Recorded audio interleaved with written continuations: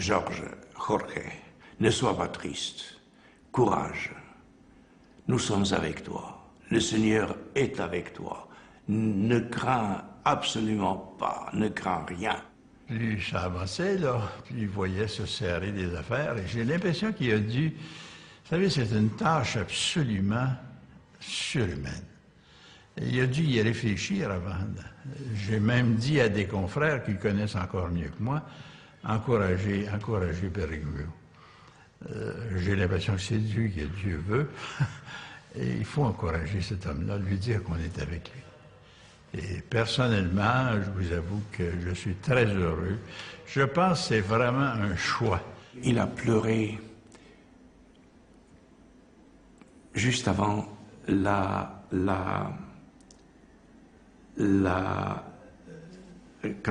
devant les résultats, n'est-ce pas? Avant d'annoncer les résultats, donc les 70 votes, n'est-ce pas? Quand on a dépassé ce chiffre, eh bien là, je l'ai vu, il était complètement en dehors de soi, n'est-ce pas? Puis, quand il a été élu, il a été donc appelé devant Lambon, et le cardinal Rey lui a demandé s'il acceptait, et il a dit en latin à peu près ceci: Peccator sum, je suis un homme pécheur, mais à cause de l'infinie miséricorde et patience de Jésus-Christ pour l'expiation de mes péchés, j'accepte. Il a dit qu'il est un pauvre pécheur et qu'il acceptait enfin, très humblement. Je crois que c'est pas quelqu'un qui disait « Ah, je le suis », mais plutôt quelqu'un qui disait « Ah, on me le demande ». Il m'avait dit un jour, avant le conclave, alors, je ferai ce que le Seigneur, parce qu'on parlait déjà de lui, hein, ce que le Seigneur veut faire avec moi, je le laisse faire. Ça, c'est tout à fait lui. Et dans ces lettres qu'il m'écrivait comme archevêque de Buenos Aires, il m'a toujours mis à la fin priez pour moi. Priez pour moi, je suis un pauvre homme, priez pour moi. Il vit. Vous savez, ça c'est très franciscain, ça c'est très franciscain. François d'Assise, il vivait dans cette conscience d'être un pauvre rien devant Dieu, n'est-ce pas? Je crois que la même conscience habite le pape François, n'est-ce pas? J'aime bien ce qu'il nous a dit quand il a été élu pape, après avoir accepté. Je choisis le nom de François. François d'Assise. Pas François Xavier, parce que les jésuites, vous avez François d'Assise. Et je veux qu'on m'appelle, pas François Ier, François. Alors, vous voyez, déjà, ce sont des gestes qui parlent, qui démontrent la profondeur de l'homme.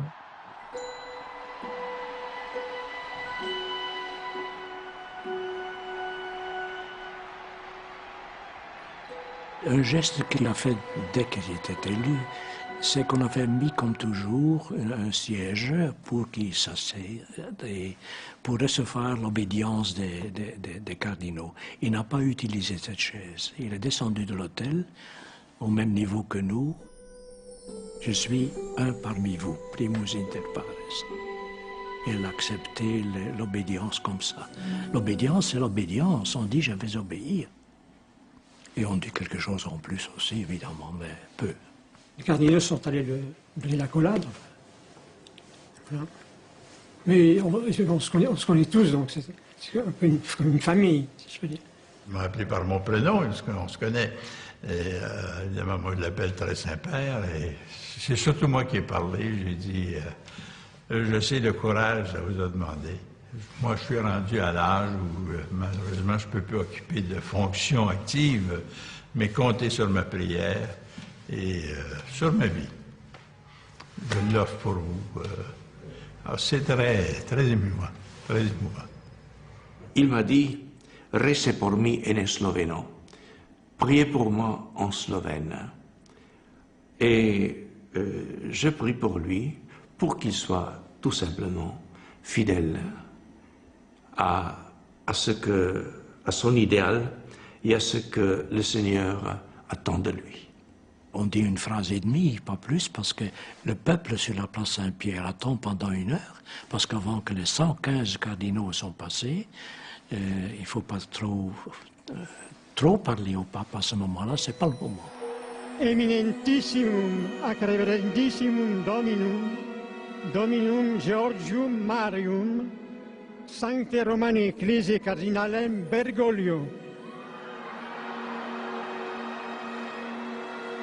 qui sibi nomen imposuit Franciscum. Alors, la Bimus Papam, évidemment, c'est très émouvant, je veux dire, quand on arrive et qu'on pense les milliards de gens qui sont là en attente, et dire le nom de l'élu. Alors, ce qui m'a beaucoup frappé, c'est quand le pape est venu, et de voir comme une espèce de fluide qui passait entre la foule et le pape.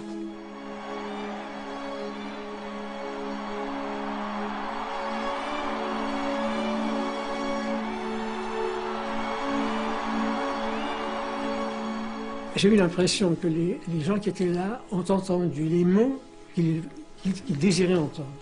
Et il y a eu une espèce de connivence extraordinaire entre le pape et cette foule. C'est presque visible. Fratelli e sorelle, buonasera.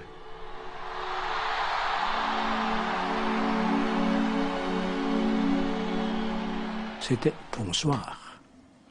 Buonasera. Ce qui te fait le ton, hein. Ce sont les premières notes d'une chanson qui font le ton. Eh bien, c'est ça. Je voudrais donner la bénédiction, mais auparavant, je vous demande une faveur. Avant que l'évêque bénisse le peuple, je vous demande de prier le Seigneur afin qu'il me bénisse. La prière du peuple, demandant la bénédiction pour son évêque.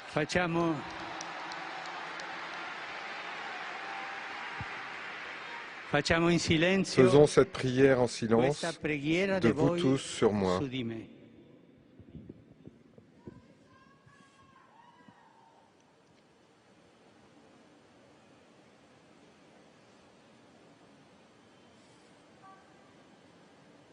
Mais ce qui m'a beaucoup plus frappé que les applaudissements de la foule, c'est le silence de la foule. Ça veut dire que directement, sans faire grand-chose et avec peu de moyens, par sa simple présence, il imposait le silence et la prière. Ça, c'est lui.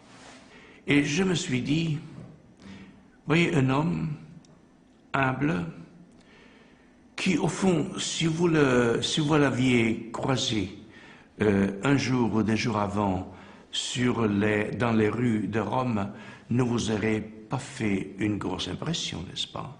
Mais dès le moment qu'il est élu pape, n'est-ce pas, les gens ont vu un autre homme, ont vu le successeur de Pierre, le guide de l'Église universelle. J'ai l'impression qu'il va continuer à poser des gestes qui, je l'espère, montreront aux gens que de suivre Jésus-Christ, c'est pas facile, c'est pas un chemin aisé. Inquiétez-vous pas, il ne changera pas l'Évangile. Mais le fait qu'il a vécu le terrain, il va sûrement le faire différemment de certains qui ont toujours travaillé dans la curie ou qui ont été dans les considérations diplomatiques et ces choses-là. Et puis la bonté. Vous savez, moi je cite toujours cette phrase que j'ai découverte une fois en visitant un monastère de contemplative. C'est avec de la bonté qu'on fait du bonheur autour de soi. Et je crois que c'est ce que fait le pape.